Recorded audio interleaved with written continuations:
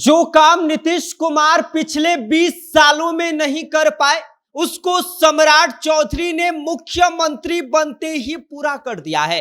क्योंकि अब पिछले कई दशकों से बंद बिहार की कई चीनी मिलों का ताला टूटने जा रहा है, जिसके लिए सम्राट चौधरी ने सब कुछ व्यवस्था कर दिया है। और अब वो दिन दूर नहीं जब इन्हीं बंद पड़ी शुगर मिलों से चीनी का ढेर लगना शुरू हो जाएगा।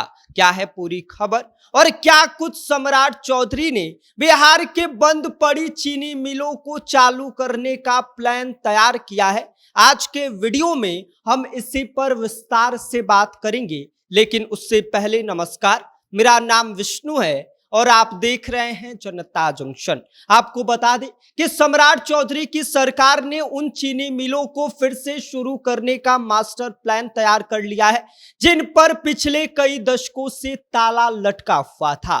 कभी यही चीनी मिलें बिहार की अर्थव्यवस्था की रीढ़ मानी जाती थी। इसकी वजह से गन्ना किसान खुशहाल थे, हजारों लोगों को रोजगार मिलता था और बिहार का नाम चीनी उत्पादन के क्षेत्र में सबसे आगे रहा करता था। लेकिन धीरे धीरे सरकारी लापरवाही, घाटा और खराब मैनेजमेंट के कारण ये चीनी मिलें एक एक करके बंद होती गई, जिसको फिर से शुरू करने के लिए सम्राट चौधरी ने बड़ा बदलाव कर दिया है। आपको बता दें कि सम्राट सरकार अब बिहार चीनी उपक्रम अर्जन अधिनियम 1985 में संशोधन करने का फैसला किया है। यही वो कानून था जिसकी वजह से बंद पड़ी चीनी मिलों को निजी कंपनियां या सहकारी संस्थाओं को देना आसान नहीं था, क्योंकि उस समय जब सरकार ने चीनी मिलों का अधिग्रहण किया था तब यह तय किया गया था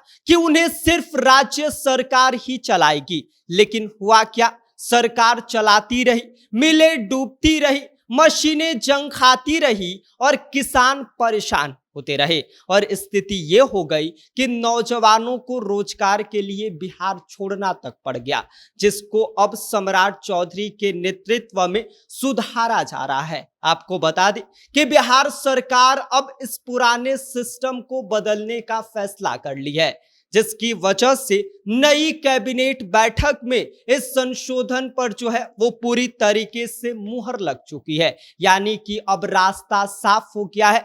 बंद पड़ी चीनी मिलों को निजी कंपनियां, निवेशक और सहकारी संस्थाओं के जरिए फिर से चालू कराया जाए। यही नहीं, सरकार सिर्फ पुरानी मिलों को वो उसका ताला नहीं खोलने वाली है, बल्कि इसके अलावा बिहार में 25 नई चीनी मिलें लगाने का भी लक्ष्य रखा गया है। सोचिए, अगर ऐसा होता है तो बिहार के गन्ना बेल्ट जैसे पश्चिम चंपारण, गोपालगंज, सिवान, समस्तीपुर, मुजफ्फरपुर, मोतिहारी और आसपास के जिलों में रोजगार की नई लहर आ सकती है।